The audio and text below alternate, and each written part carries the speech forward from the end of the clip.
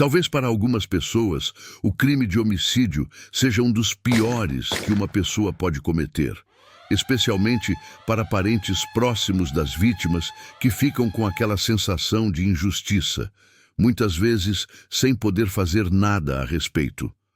Mas quando esse crime é praticado por um pai, uma mãe ou até mesmo um filho, acaba sendo muito chocante. E se eu te contar que muitos já praticaram tal ato, às vezes sem motivo aparente ou até mesmo motivados por brigas, desacordos ou até mesmo abusos, como foi o caso de Stacey Leonard, uma jovem americana que aos 18 anos matou seu pai com 2 tiros de rifle. Stacey, que por muitos anos foi abusada sexualmente por seu pai, que era alcoólatra, e temia pela sua irmã acabar sendo vítima dele também. Então, um dia, Stacey e sua irmã saíram de casa e ficaram vagando pela cidade até de madrugada. Por volta das 4 da manhã, Stacey decidiu ir buscar seu cachorro em casa, com medo de que seu pai pudesse machucá-lo. Ao chegar em casa, Stacey pulou uma janela e se deparou com seu pai bêbado dormindo e seu rifle escorado próximo à parede. Neste momento, ela decidiu que mataria seu pai para acabar com os abusos.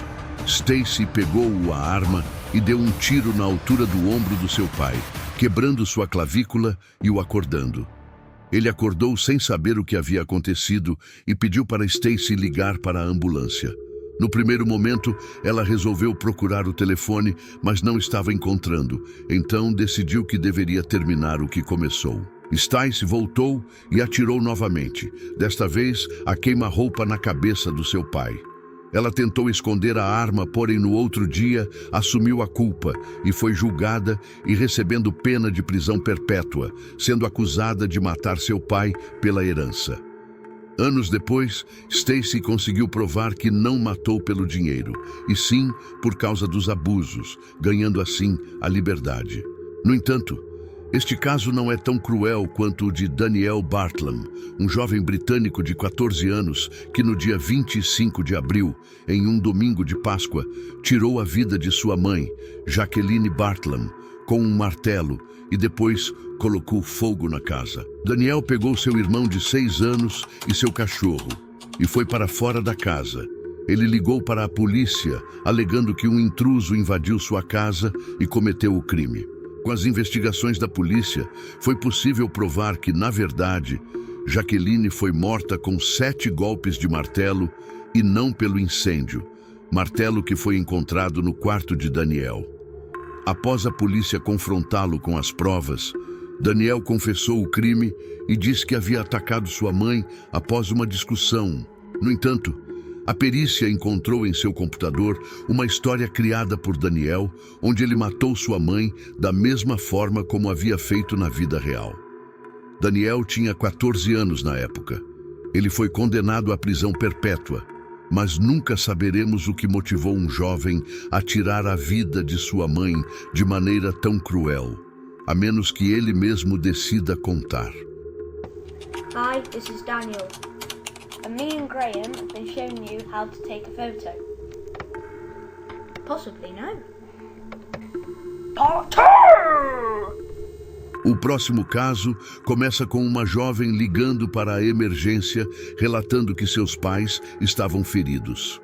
Quando a polícia chegou em casa, depararam-se com Alan e Diane Johnson, ambos sem vida. E a única sobrevivente foi a filha do casal, Sarah Johnson. Sarah disse que estava em seu quarto quando ouviu tiros de arma de fogo. Ao ir até o quarto dos pais, deparou-se com eles já caídos. Então foi até seu vizinho e ligou para a polícia. Os detetives começaram a investigação do caso. E o primeiro suspeito foi apontado como Bruno Santos, o namorado de Sarah, que estava envolvido com gangues. E os pais não aceitavam o namoro deles. Sarah sempre acabava discutindo com seus pais e não aceitava a proibição que eles impuseram na relação. Porém, Bruno tinha um álibi sólido para o momento do crime, descartando assim seu envolvimento. Com a chegada dos exames de DNA, conseguiram identificar que a luva que foi usada para apertar o gatilho foi usada por Sarah. A polícia questionou Sarah mas ela continuou alegando sua inocência. Após 5 semanas de julgamentos e provas contra Sarah, ela foi considerada culpada pelo assassinato de seus pais e condenada à prisão perpétua. Mas o que levaria uma garota de apenas 16 anos a cometer um crime tão hediondo contra seus próprios pais? A motivação parece estar enraizada em conflitos familiares e na proibição de suas escolhas de relacionamento por parte de seus pais.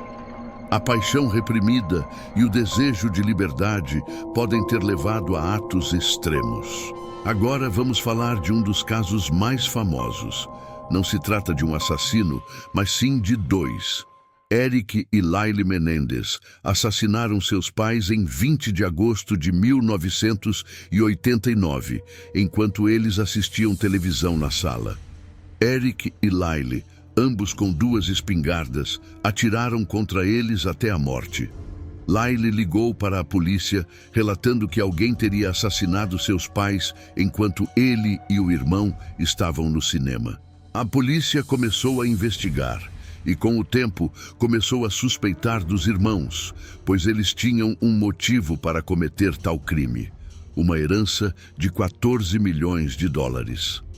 Durante a investigação, notaram que nos últimos meses, os irmãos já tinham gasto pelo menos 700 mil dólares com uma casa chique, jantares caros e carros de luxo, sem se importarem muito com a ausência de seus pais. Sem provas concretas, a polícia não podia fazer nada. Meses depois, Eric acabou contando para seu psicólogo e o ameaçou para que não contasse para ninguém. Porém, ele contou para sua atual namorada e, após alguns meses, acabaram se separando, e ela foi até a polícia e relatou o caso.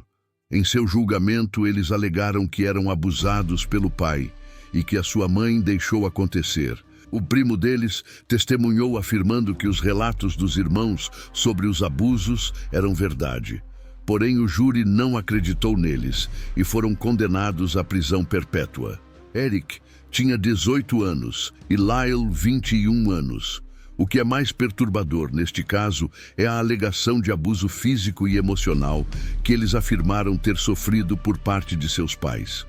Embora a motivação financeira pareça ser um fator significativo, a defesa dos irmãos argumentou que eles agiram em autodefesa devido aos abusos contínuos que sofreram.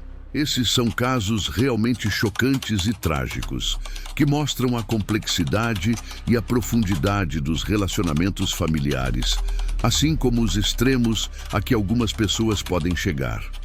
Cada caso parece ter suas próprias situações e motivações únicas, mas todos associados a uma característica perturbadora de violência dentro da família.